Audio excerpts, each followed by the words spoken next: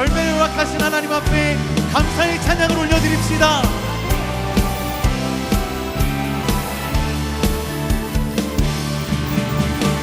성도여 다 함께 할렐루야 아멘.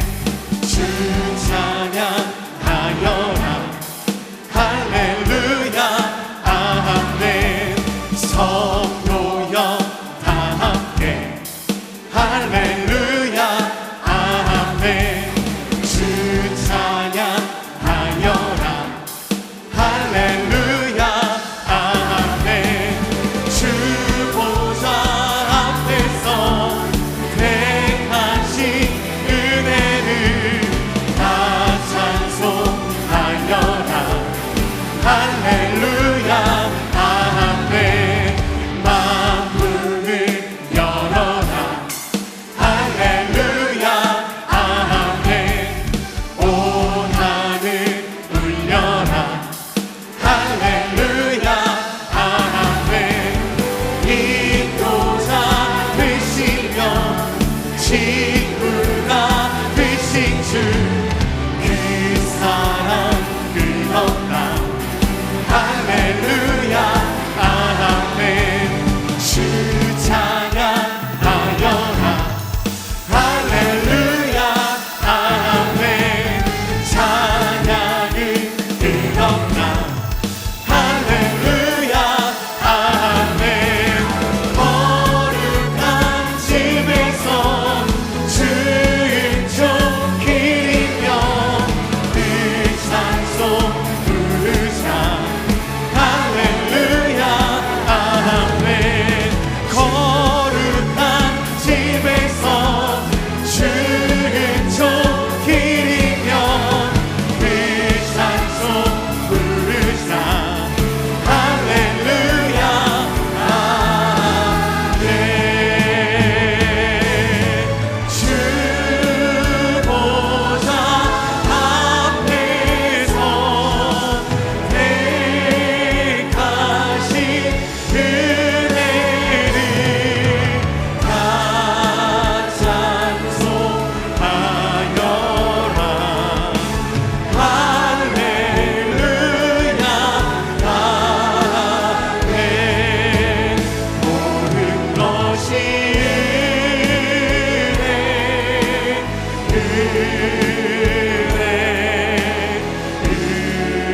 은혜 한없는 은혜.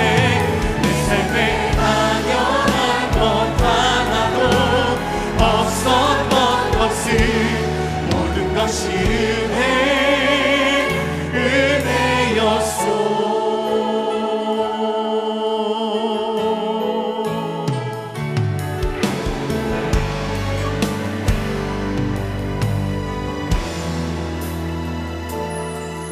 내가 누려왔던 모든 것들이 내가 지나왔던 모든 시간이 내가 걸어왔던 모든 순간이 당연한 것 아니라 은혜였소. 아침에가 뜨고 저녁에 노을 봄의 꽃향기와 가을의 열매 변하는 계절의 모든 순간이 당연한 것 아니라 은혜였소. 모든 것이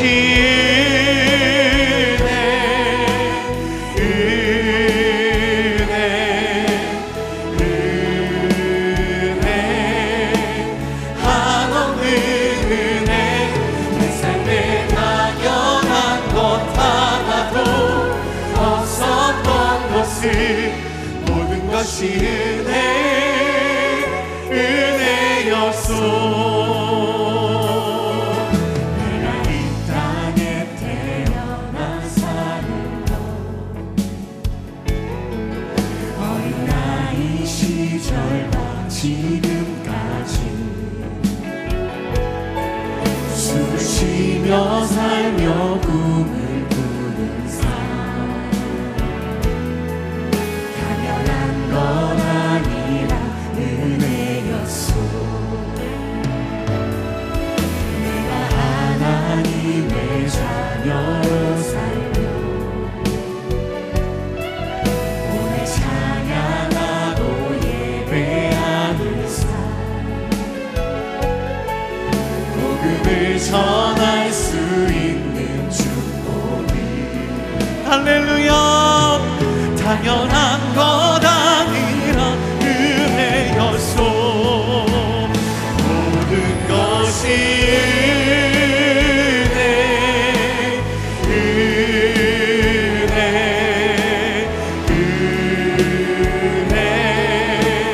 한없는 은혜.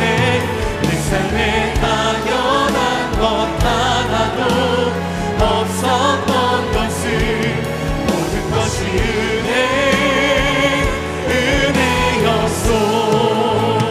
모든 것이 은혜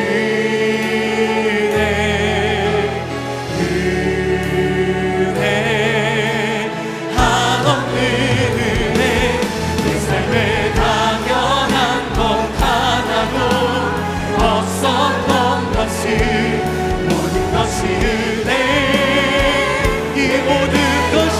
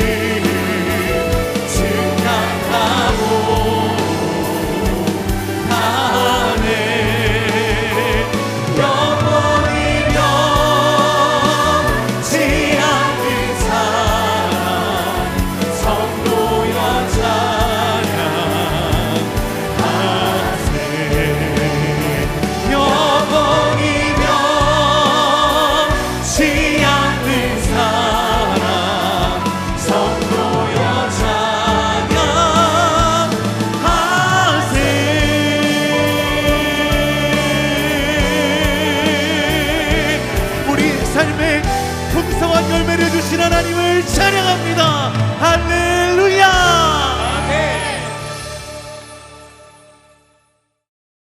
우리가 흔히 생각할 때에 우리 삶이 힘들어지고 빡빡해지면 신앙생활하기도 힘들어진다 이렇게 생각을 해요. 삶이 고단해지면 교회 갈 맛도 안 나고 기도할 힘도 안 생긴다, 그렇게 이야기하신 분도 계시는데 꼭 그렇지만은 않습니다. 믿음의 사람들이, 성도들이 실족할 때를 보면은요, 오히려 고난스러울 때보다도 한마디로 성공하고 잘 나갈 때입니다. 성공하고 잘 나갈 때 실족한 사람들이 많아요. 우리 안에 믿음이 조금이라도 있으면 힘들어지고 어려울 때 하나님을 찾습니다. 하나님께 달려와요. 하나님 도와주세요. 간절히 사모하며 기도합니다. 그런데 모든 일이 순조롭고 잘 풀릴 때는요, 하나님 앞에 나와 엎드리는 사람이 별로 없어요. 하나님 앞에 나와서 정말 애통하는 마음으로, 가난한 마음으로 하나님의 은총과 은혜를 사모하는 그런 심령들을 찾아보기가 어렵게 됩니다. 그래서 겉으로 보았을 때에 이 사람 참 믿음 잘 지키고 있다, 믿음 생활 잘하고 있다, 이렇게 보여지는데 잘 나간 사람들의 속마음을 보면요, 대부분 그 안에 하나님이 멀고요, 또 간절한 마음, 애통한 마음이 없고요, 또 그래서 하나님께서 기뻐하시는 그 심령의 상태가 아닌 경우가 왕왕히 있습니다. 오늘 읽은 말씀 창세기 14장에 보면은 아브라함이 등장하는데, 이 아브라함이요, 전쟁에서 승리한 그런 장군의 모습으로 등장을 합니다. 갈대아 우르를 떠나서 가나안 땅으로 간 뒤에 이 아브라함은 참 고생 많이 했잖아요. 세상 풍파 다 겪었지 않습니까? 이리 헤매고 저리 헤매는 그런 인생, 떠돌이 인생을 살았어요. 그런데 그때마다 아브라함은 하나님의 이름을 불렀거든요. 하나님의 손을 꼭 잡고 살아갔습니다. 그러다 보니까 아브라함의 믿음이 더욱더 깊어졌어요. 아브라함의 믿음이 더욱더 강해졌습니다. 담대해졌어요. 그리고 마침내 오늘 승리를 가져오는 장군의 모습으로 아브라함이 등장하게 된 겁니다. 근데 한마디로 잘 나간 사람이 되었다라는 얘기인데, 그런데 이런 아브라함에게 유혹이 찾아옵니다. 오늘 이 아브라함 이야기를 통해서 잘 나갈 때 찾아오는 유혹에 관한 말씀을 같이 나누려고 합니다. 아브라함이 살던 가나안 땅, 그 땅에 큰 전쟁이 일어났습니다. 힘의 균형이 깨지게 되었습니다. 그곳에는 여러 민족, 여러 나라들이 함께 공존하며 살고 있었는데, 그들 중에서 엘람 왕 그돌라 오멜이라는 왕이 가장 강력한 왕이었어요. 그래서 많은 사람들이 그돌라 오멜을 섬겼어요.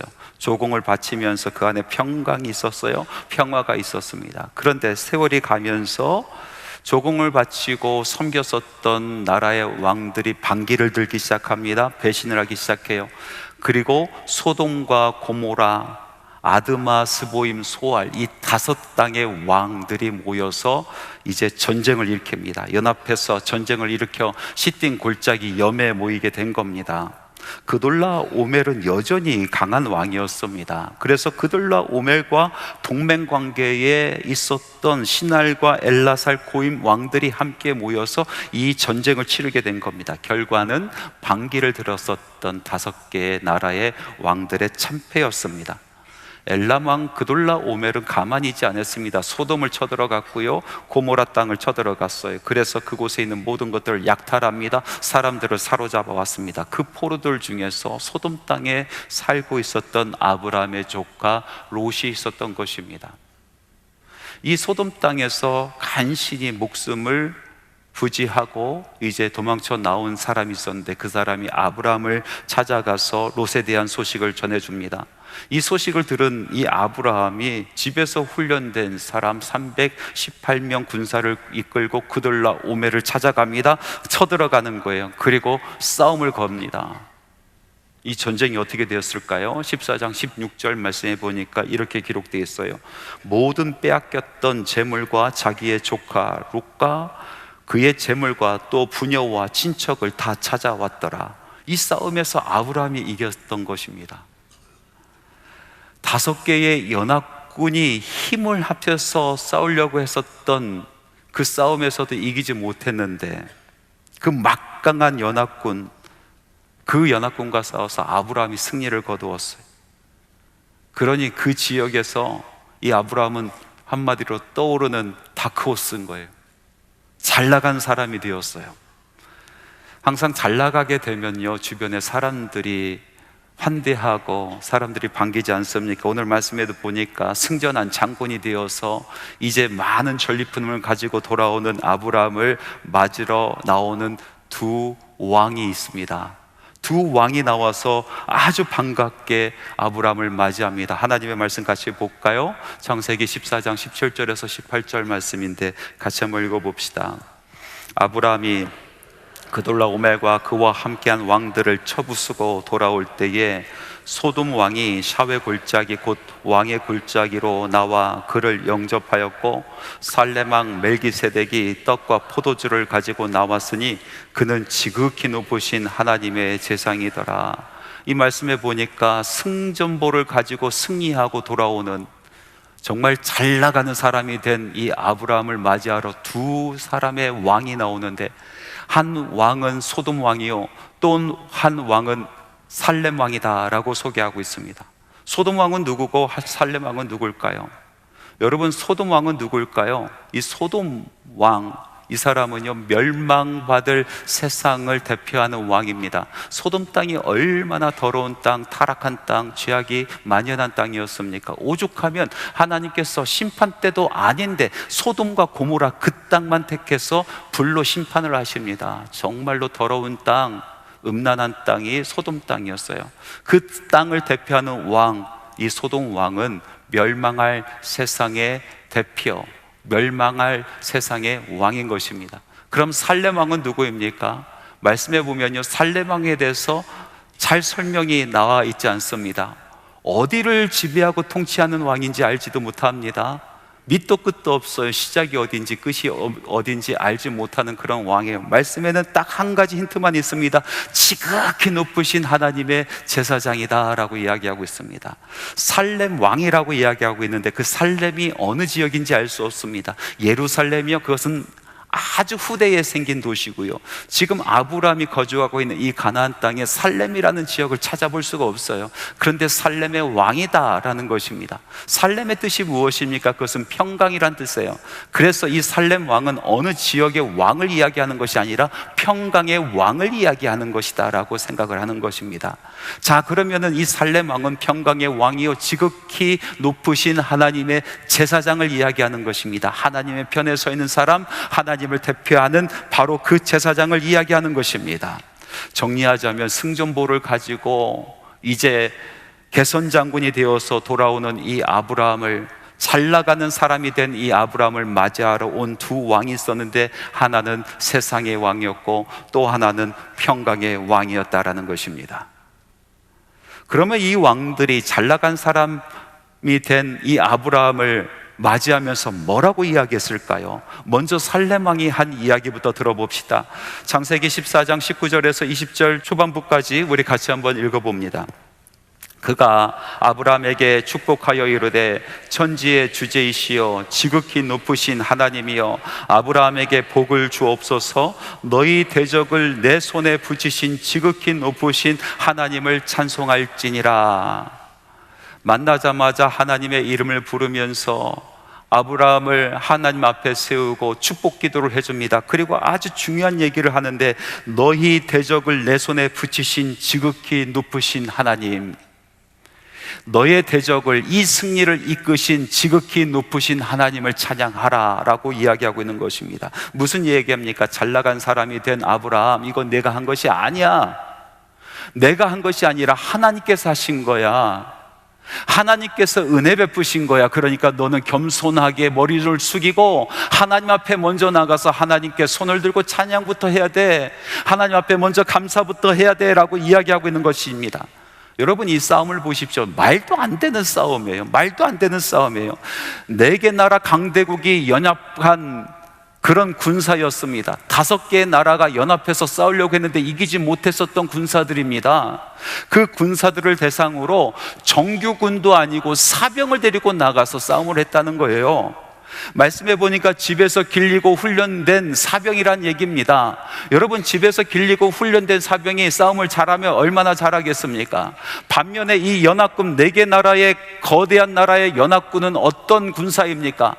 집에서 길리운 사람이 아니라 전쟁터에서 길려진 사람들이에요. 전쟁터에서 뼈가 굵은 사람입니다. 그곳에서 살아남은 사람들입니다. 그런 연합군을 맞이해서 사병을 데리고, 정규군도 아니고 사병을 데리고 싸움을 걸었는데 거기서 승리를 했답니다. 여러분, 이게 말이 됩니까? 숫자적으로도 한번 보십시오. 4개의 거대한 나라의 연합군과 아브라함이 데리고 나간 이 군사의 숫자는 아주 큰 차이가 있습니다. 318명 데리고 나갔어요. 318명. 숫자적으로도 싸움이 되지 않는 그런 싸움이었어요. 그런데 누가 이겼습니까? 아브라함이 이겼어요. 이것이 아브라함이 한 거입니까? 하나님께서 하신 것입니까? 하나님께서 하신 것이죠. 싸움도 안 되는 싸움에서 이기게 하신 분은 하나님이시란 것입니다. 그래서 살렘 왕은 이야기합니다. 교만하지 말고 그건 내가 한 것 아니니까 내가 이긴 것이 아니니까, 하나님께서 도와주신 것이니까, 하나님께서 이기게 하신 것이니까 너는 두 팔 벌려 하나님을 인정하고 하나님을 찬양하고 하나님께 감사드리라 라고 말하고 있는 것입니다. 반면에 세상의 왕이었던 소돔 왕은 뭐라고 이야기하고 있습니까? 말씀을 같이 한번 읽어보겠습니다. 창세기 14장 21절 말씀입니다. 소돔 왕이 아브라함에게 이르되 사람은 내게 보내고 물품은 내가 가지라. 아주 지극히 현실적인 이야기하고 있지 않습니까? 하나님이란 이름을 완전히 지워버립니다. 아브라함의 마음속에, 생각 속에 하나님의 생각, 하나님의 마음을 갖지 못하게 만들어버립니다. 그리고 이야기합니다. 내가 한 것이다. 내가 훈련시켰고, 내가 기획했고, 내가 달려갔고, 내가 싸움하였고, 그래서 얻은 것이니 내가 내 것을 마음껏 즐기는 것이 당연하다라고 이야기하는 것입니다. 사람들은 보내지 마라. 사람들은 내 것이다. 애초부터 세상에 속해 있던 사람들이니 그 사람들은 줄 수 없다라고 이야기하지 않습니까? 내가 이뤄낸 것 마음껏 즐겨라. 그것이 살렘 왕이 아브라함을 맞이해서 한 말입니다. 여러분 잘 생각해 보세요. 아브라함이 지금 승리하고 돌아왔어요. 남들이 봤을 때는 참 이런 기가 막힌 일이 있을까? 아마 그렇게 생각할 그런 승리를 가지고 왔어요. 마음이 얼마나 높아졌겠습니까? 어깨가 얼마나 높아졌겠습니까? 속으로 생각하면서 이런 생각을 하지 않았을까요? 내가 미리 예비해서 군사를 훈련시키지 않았더라면 이런 일은 있을 수가 없었다. 내가 밤에 몰래 침범하는 그런 계략을 세우지 않았으면 이런 일이 있을 수 없었다. 이것은 신의 한 수였다. 이런 얘기 하지 않았을까요? 내가 한 것처럼 여기지 않았을까요? 마음이 높아지고 어깨가 높아지고, 겉으로는 하나님께서 하셨습니다, 하나님의 은혜입니다 라고 이야기할 수 있을지라도 그 마음속에는요, 아니, 여전히 내가 있는 거예요. 여전히 내가 계획했고, 또 내가 길러냈고, 또 내가 달려갔고, 내가 싸웠고, 그래서 얻은 이 모든 것, 내가 누리고 내가 즐기는 것이 마땅하다라고 여겼을 것입니다. 세상의 왕은요, 그런 아브라함의 마음을 충동질하는 것입니다. 그의 마음에 하나님을 지워버리고 마음을 높여 놓는 것입니다. 자기가 했다라고 생각하는 것입니다. 그렇게 마음이 높아지다가 어디까지 높아져요? 하나님보다 높아지는 거예요. 사탄 마귀가 아담과 하와를 타락시켰을 때에 그 마음을 높였어요. 다른 거 하지 않았습니다. 그 마음을 충동질시켜서 높였어요. 어디까지? 하나님보다 높이 그 마음을 높였어요. 홍수 이후에 사람들이 타락하기 시작하잖아요. 사탄 마귀가 동일하게 그 사람들의 마음을 높이는 거예요. 그래서 바벨탑 쌓게 만드는 것 아니겠어요? 오늘도 마찬가지예요. 세상의 왕은, 이 사탄 마귀는 우리의 마음을 높입니다. 내가 다 했다라고 생각하는 거예요. 내 머릿속에, 내 마음속에 하나님을 지워버리는 것입니다. 두 왕의 뜻하지 않는 이 영접을 받은 아브라함, 그런데 왕이 영접하며 하는 이야기가 상반된 이야기였습니다. 아브라함은 무엇을 선택해야 됩니까? 아브라함은 무엇을 선택했습니까? 평강의 왕처럼 내가 하는 일이 아무것도 없고 오로지 하나님께서 하셨으니 하나님의 이름만 존귀하고 하나님께 영광만 올려드리는 그것을 택했습니까? 아니면 세상 왕이 이야기한 것처럼 내가 했으니 네가 즐기고 네가 모든 것을 가져라는 그 말을 택했습니까? 아브라함은 지금 믿음의 길을 가느냐 아니면 세상의 길을 가느냐 기로에 서 있는 것입니다. 평강의 왕을 따르면 자기 공로는 없고 하나님의 공로만 있는 것입니다. 하나님만 섬기게 되는 인생을 살게 되는 것입니다. 세상 왕을 따른다라면은 하나님은 없고 자기만 있게 되는 것입니다. 한마디로 이 세상에서 잘 나가는 인생이 되는 것입니다. 세상에 주는 그 재물을 더 얻게 되는 그런 상황에 놓여 있는 것입니다. 여러분이라면, 여러분이 만일 아브라함이라면 여러분은 무엇을 택하겠습니까? 오늘 말씀해 보니까 아브라함은 살렘 왕의 말을 쫓아갑니다. 20절 말씀해 보니까 아브라함이 11조를, 자기가 가지고 있었던 것의 10개 중에 하나를 분별하여 하나님께 올려드립니다. 성경에서 처음 나오는 11조의 이야기입니다. 여러분, 이 11조의 의미가 무엇입니까? 내 인생을 돌아봤을 때 나는 그만큼 할 능력이 없음에도 불구하고 하나님께서 나와 함께 하셨고, 하나님께서 내 삶 가운데 역사하셨고, 하나님께서 이루어 주셨다. 하나님의 능력을, 하나님의 역사하심을 인정해 드리는 것이 바로 11조인 것입니다. 그것을 인정해 드리고 하나님께만 공로를 올려드리고, 내가 가지고 있는 이 모든 것이 나의 것이 아니라 이것은 정말로 하나님의 것이고 하나님께서 나에게 맡겨주신 것이다, 나는 청지기에 불과하다라는 것을 고백하는 것이 바로 11조라는 것입니다. 아브라함은 지금 11조를 살렘 왕에게 올려드립니다. 그리고 자기를 낮추고 하나님을 인정해 드리고 있습니다. 감사하며 찬양하는 것입니다. 하나님께서 하셨다라고 고백하고 있습니다. 반면에 세상의 왕에게 대해서는 아브라함은 뭐라고 얘기합니까? 14장 22절에서 23절 말씀에 보니까 그 소돔 왕의 제안을 이런 지하에 거절해 버립니다. 이것은 나의 공로가 아니고 하나님의 공로입니다. 나는 세상 왕의 덕을 보아서 부유하게 된 사람으로 이름이 날리기 싫습니다. 그래서 세상 왕이 주려고 하는 그 더러운 것들, 내가 실 하나도 손을 대지 않고 내 신발끈 하나도 손을 대지 않겠습니다. 나는 오로지 모든 것을 하나님께만 올려드리겠습니다. 하나님께만 감사하겠습니다. 하나님의 이름을 찬양하겠습니다. 나를 이끄신 분도 하나님이시여, 나를 사용하신 분도 하나님이시여, 나를 부유케 하신 분도 하나님 외에는 아무도 없습니다 라고 고백하고 있는 것입니다. 사랑하는 성도 여러분, 오늘 맥주 감사주의를 같이 보내고 있습니다. 한 해의 첫 수확, 보리 농사를 지면서 한 해의 첫 수확을 모아서 땀을 흘리며 열심히 가꿔서 모은 그 수확 하나님께 올려드리며, 우리는 이거 하면서 아무런 공로가 없습니다. 하나님께서 저에게 능력을 주시고, 하나님께서 저에게 힘을 주셨고, 하나님께서 저에게 은혜를 베풀어 주셔서 이런 큰 수확을 얻게 되었습니다 고백하며 우리 믿음의 선조, 우리 한국교회 믿음의 선조는 맥주 감사절을 드렸습니다.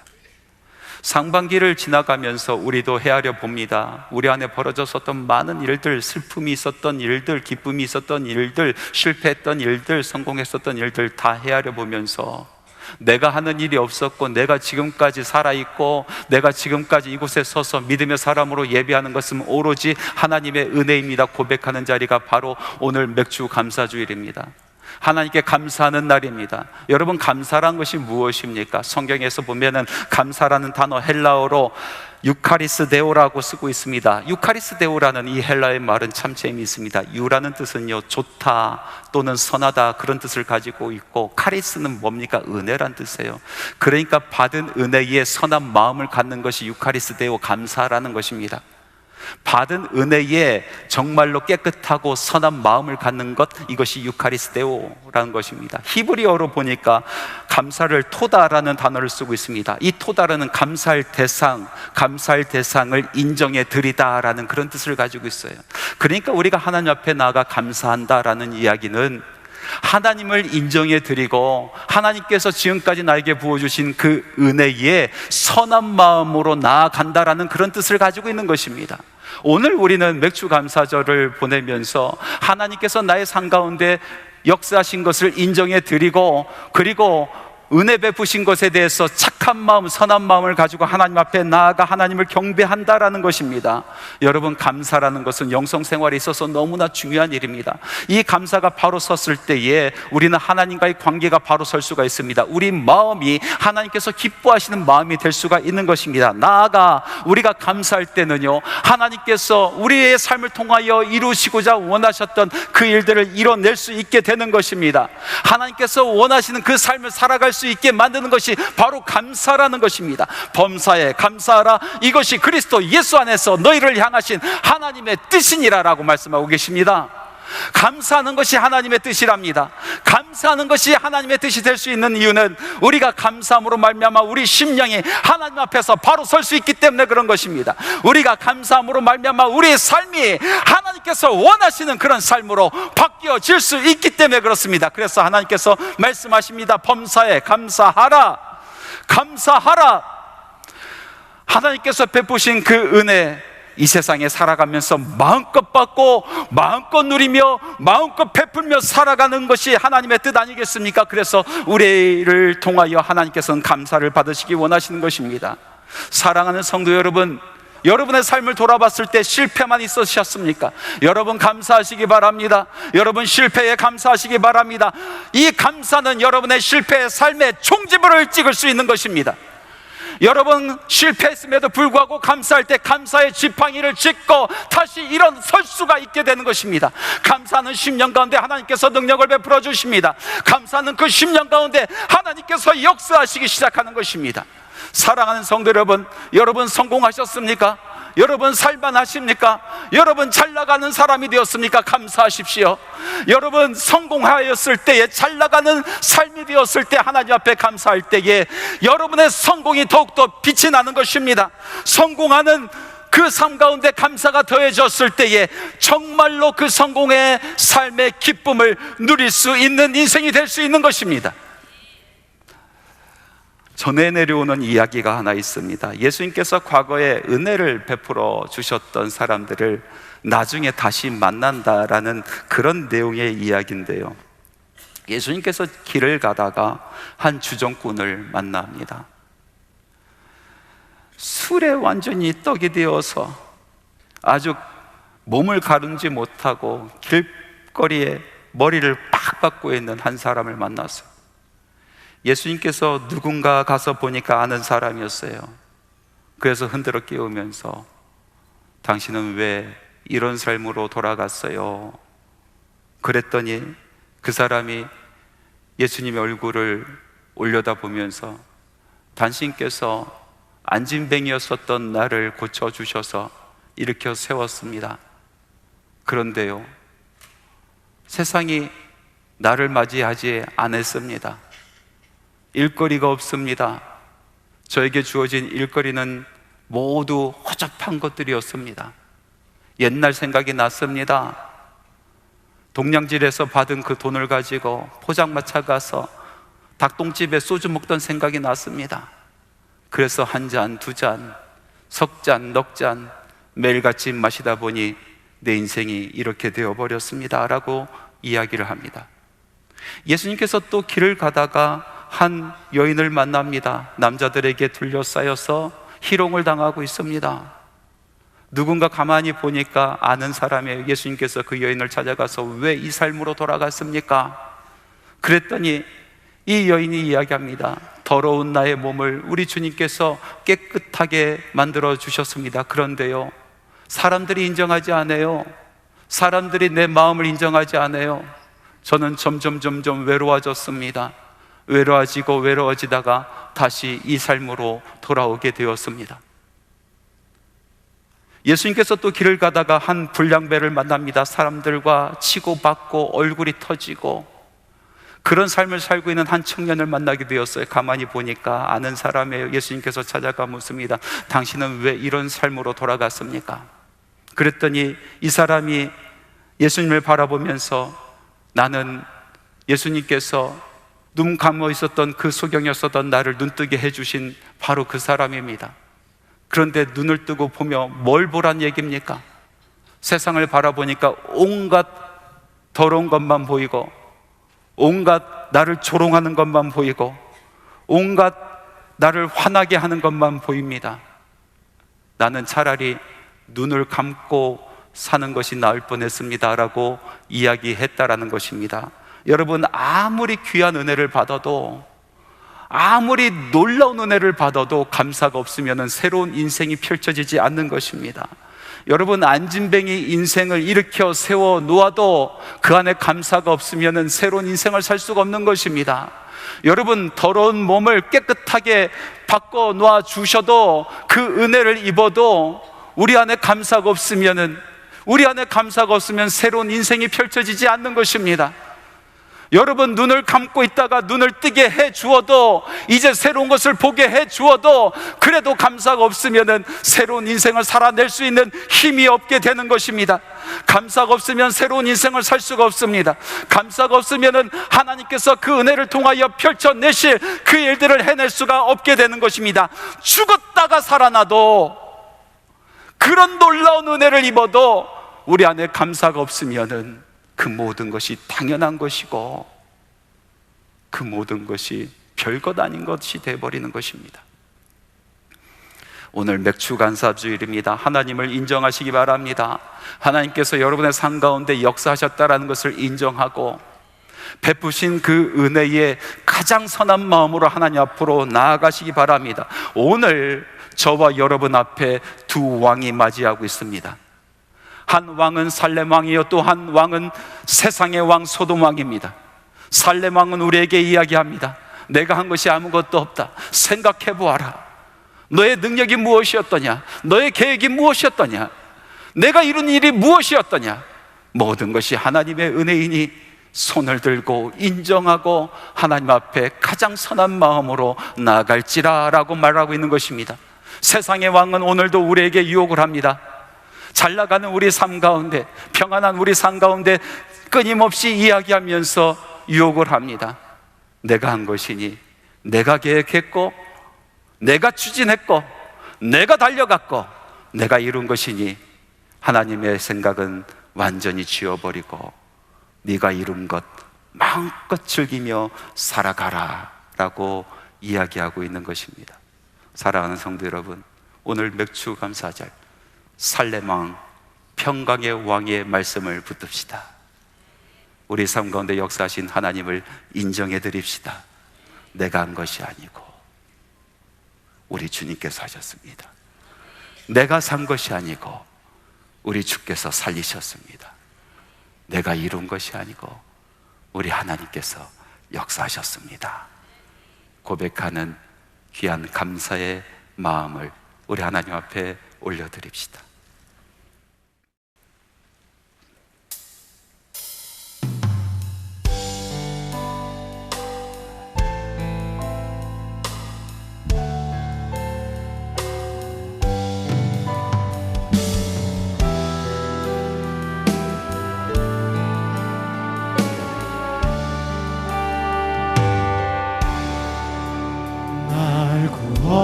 구원하신 주 감사, 모든 것 주신 감사, 지난 추억이 내 감사, 주 내 곁에 계시네. 향기로운 봄철의 감사, 외로운 가을날 감사, 사라진 눈물도 감사, 나의 영혼 평안에 응답하신 기도 감사, 거듭하신 것 감사, 헤쳐나온 풍랑 감사, 모든 것 채우시네. 아픔도 기쁨도 감사, 절망 주 위로 감사, 승하고 다른 애 감사, 대신 사랑 감사해. 길가에 장미꽃 감사, 장미꽃 가시 감사, 따스한 가정 희망 주신